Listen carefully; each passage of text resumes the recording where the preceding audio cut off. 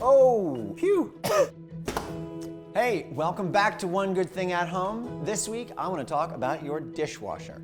And I'm going to tell you 3 things you probably didn't know, including how to clean it out so easily it takes almost no effort.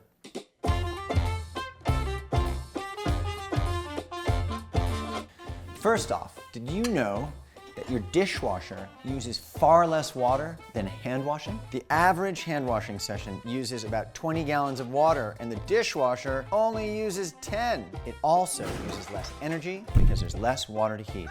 I know, I was shocked too. Did you know that you actually have to clean your dishwasher? You'd think that putting the soap in and running it every time would clean it, but it doesn't. Today I'm going to show you the quickest way to clean your dishwasher. First, clean the filter. This should be done periodically with baking soda paste or warm soapy water. And regularly check that filter to make sure there's no big food particles down there. And give it a few spritzes of white vinegar after each load and you are set.